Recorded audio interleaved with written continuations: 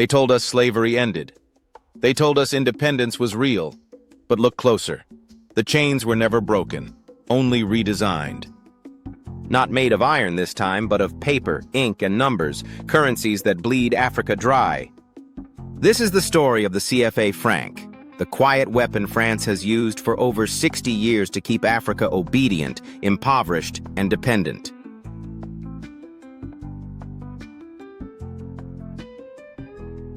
Africa was told it was free. The flags changed, the anthems played, and our people danced in the streets. But beneath the songs of independence, chains remained. Not iron this time, but paper. Not shackles on wrists, but shackles on money. This is the story of the CFA franc, France's most diabolical invention to keep Africa on its knees.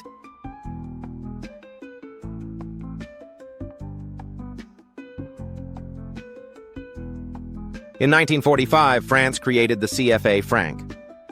It was sold as stability, as protection, as a gift from the colonizer to the colonized.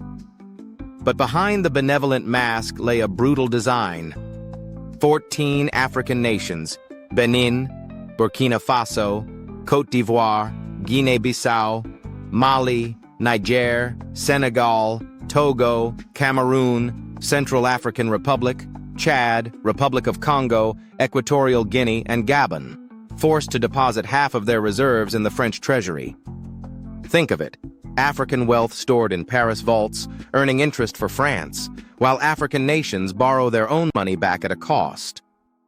The colonizer became the banker, and the so-called free nations became customers in their own house.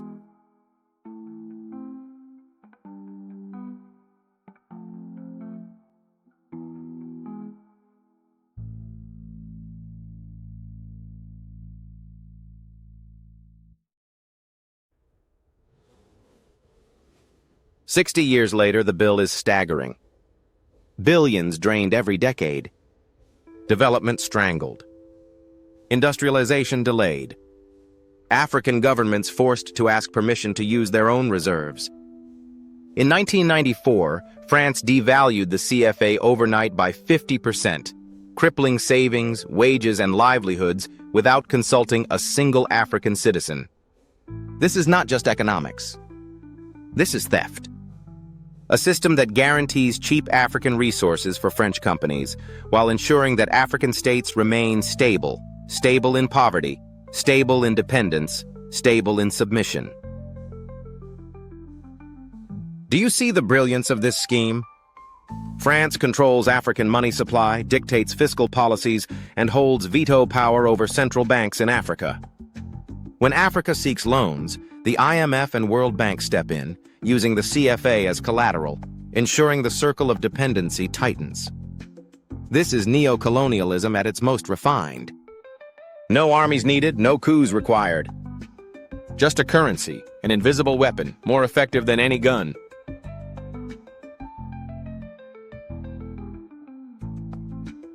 But Africa is not blind. Resistance has always simmered.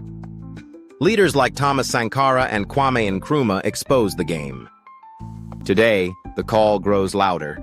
To abandon the CFA, to embrace true monetary independence, to unite under African-controlled systems like the African Continental Free Trade Area and the Pan-African Payment and Settlement System. France calls it stability. We call it slavery. And slavery, however sophisticated, must end. The CFA franc must be consigned to the dustbin of colonial history.